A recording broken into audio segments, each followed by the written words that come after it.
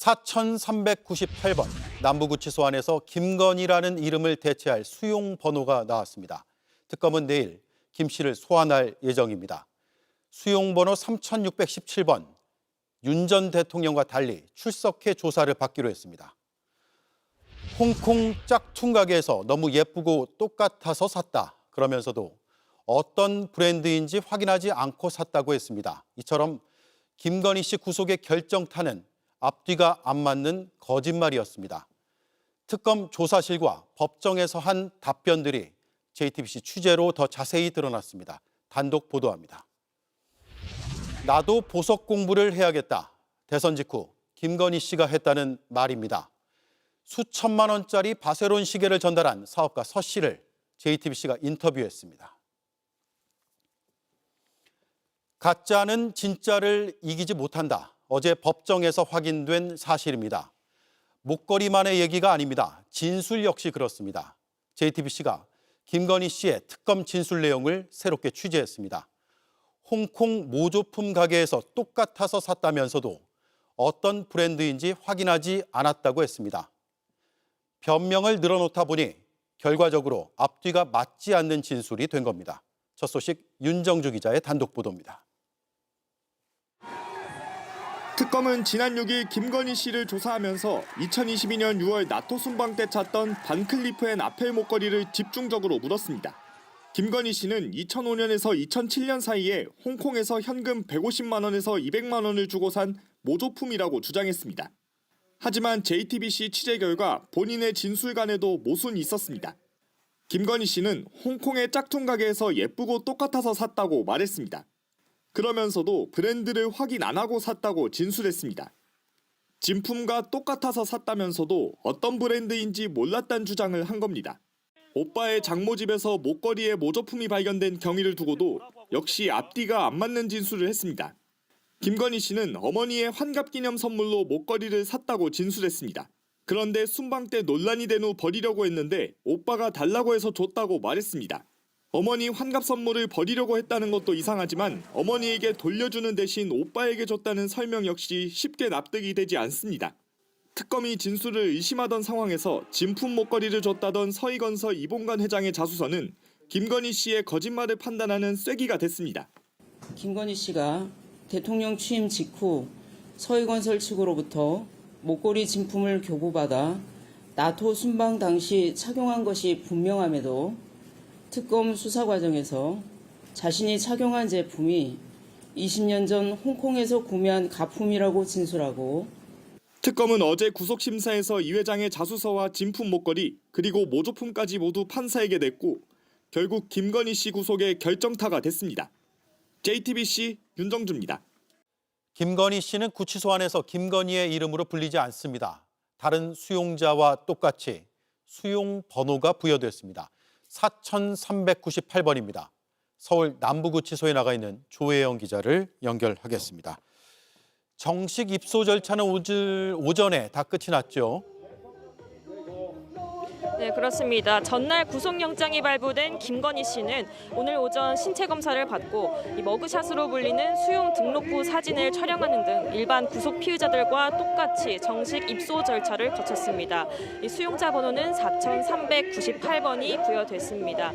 여름용 수의로 갈아입고 2평 남짓한 독방에 수감됐습니다. 이 저녁 식사로는 열무김치와 비빔나물 등이 제공됐는데 김 여사 측은 건강상 문제로 식사에는 좀 어려움을 겪고 있다 이렇게 밝혔습니다. 오늘 오후에는 변호인단이 구치소를 찾아서 접견을 했는데요. 내일 특검 조사에 출석하는 것으로 결정한 것으로 확인됐습니다. 예, 어제는 구치소 주변에 셀 수 있을 정도의 지지자들이 모였습니다. 오늘 어떻습니까? 지금 현장음이 좀 들리는데요. 네, 어제 자정쯤 영장 발부 소식이 전해질 때까지 이 구속에 찬성하거나 반대하는 일부 시민들이 좀 모여서 집회를 이어갔습니다. 네, 지금도 일부 몇몇은 자리를 지키고 있는데요. 어제보다는 비교적 한산한 상태로 유지되고 있습니다. 예, 그리고 구치소 안에서의 생활도 다른 수용자들과 다르지 않겠죠? 네, 그렇습니다. 같은 점도 있고 다른 점도 있습니다. 네, 지금 화면으로 김건희 씨가 머무는 두 평대 독방 모습 보실 수 있을 텐데요. 이 서울 남부구치소는 2011년에 준공이 돼서 윤 전 대통령이 머물고 있는 서울구치소보다는 비교적 신식 시설이지만 이 독방의 구조는 크게 다르지 않은 것으로 알려졌습니다. 보시는 것처럼 접이식 매트리스와 텔레비전, 그리고 책상 등이 있고요. 이 선풍기는 있지만 에어컨은 따로 없습니다. 이 목욕을 할 때는 공동 목욕탕을 사용해야 하는데 아무래도 전직 대통령의 부인인 만큼 다른 수용자들과는 마주치지 않도록 이 동선과 시간대를 좀 분리해서 운영할 것으로 파악됐습니다. 운동 시간도 마찬가지로 다른 수용자들과는 접촉하지 않도록 관리가 됩니다. 이 경호처의 경호가 모두 중단된 만큼 내일 특검 조사를 위해 출석할 때도 법무부 호송차를 타고 이동합니다. 네, 지금까지 서울 남부구치소에서 조혜영 기자가 전해드렸습니다. 나도 보석 공부 좀 해야겠다. 김건희 씨가 영부인이 된 직후에 했다는 말입니다.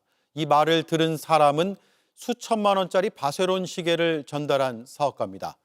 JTBC가 이 사업가를 인터뷰했습니다. 양빈현 기자의 단독 보도입니다. 시계를 앞에 두고 앉아있는 이 남성.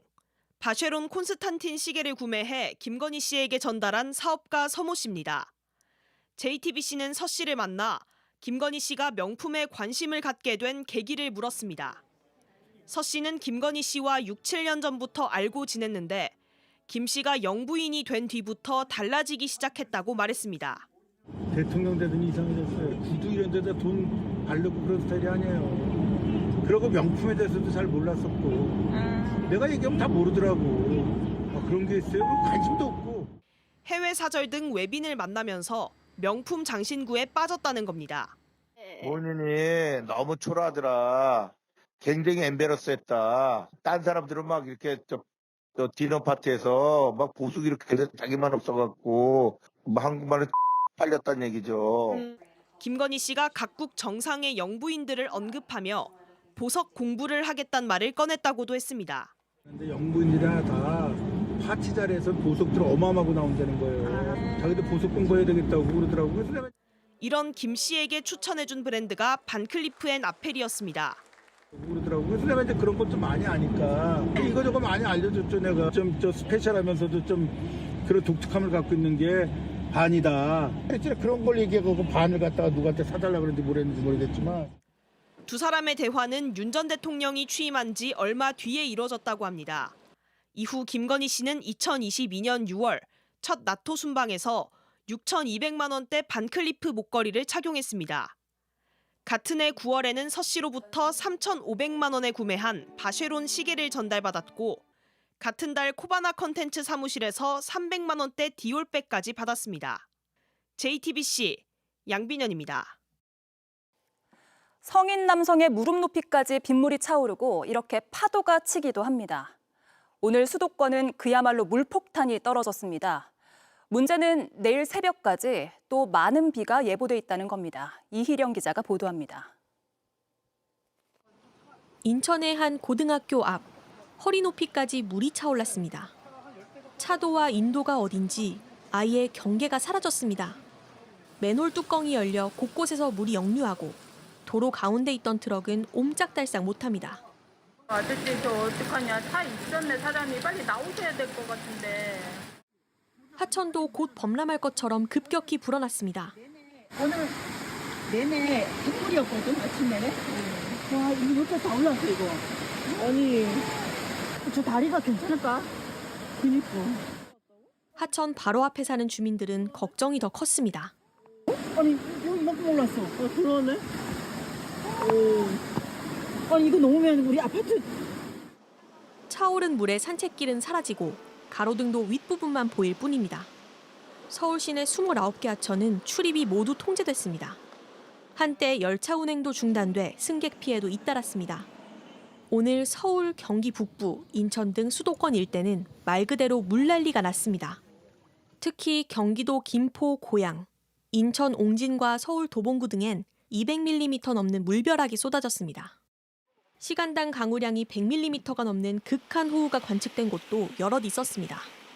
북태평양 고기압이 끌어올린 고온 다습한 공기와 북쪽에 차고 건조한 공기가 충돌하면서 비구름대가 만들어졌는데 이 비구름대의 폭이 좁게 형성돼 수도권 일대만 집중 타격한 겁니다. 비는 중부지방을 중심으로 내일 오전까지 이어집니다. 수요일 밤부터 목요일 오전 사이 중부지방에 시간당 70mm 이상의 매우 강한 비가 내리는 곳도 있겠으니 내일까지 강수량은 수도권이 최대 200mm, 강원 150mm, 충청권 100mm로 예상됩니다. JTBC 이희령입니다.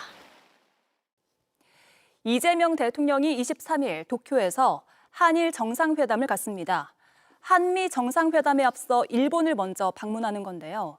취임 직후 대통령이 미국보다 일본을 먼저 찾는 건 이례적입니다. 최규진 기자입니다. 이재명 대통령이 오는 23일 일본 도쿄에서 이시바 시게루 총리와 정상회담을 갖습니다. 미국 방문에 앞서 23일부터 1박 2일간 일본을 실무 방문하는 일정입니다. 신임 대통령이 미국 방문에 앞서 일본을 먼저 찾는 건 이례적으로 한일 관계와 한미일 협력을 강조하는 차원으로 풀이됩니다.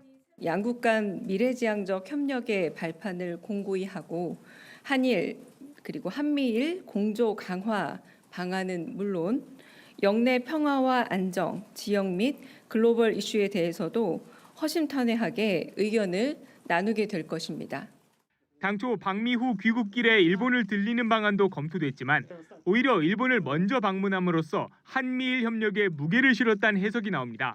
특히 두 정상은 북한과 러시아, 중국을 둘러싼 안보 환경에서 협력 강화 방안을 논의할 것으로 전망됩니다. 회담 뒤에는 만찬을 갖고 한일 국교 정상화 60주년을 맞아 양국 간 인적과 경제 교류 강화 방안 등도 다룰 예정입니다. 과거사 문제와 수산물 수입 규제 완화 문제 등 양국 간 민감한 현안도 논의 대상에 포함될 가능성이 있습니다. 수산물 수입 규제 완화 문제 같은 경우는 우리 측보다는 늘 이제 일본 측의 관심사 아닙니까? 우리 국민의 건강적인 이익이 가장 큰 관심사이기 때문에 이런 의제는 조율 가운데 있다라고 말씀드리겠습니다.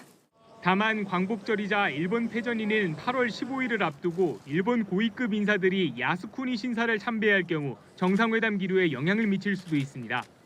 이 대통령의 미국과 일본 순방이 확정되면서 그동안 검토했던 대미, 대일 특사단 파견은 추진하지 않기로 했습니다. JTBC 최규진입니다. JTBC 뉴스를 시청해 주셔서 고맙습니다. 저희는 저녁 6시 30분 뉴스룸에서 뵙겠습니다.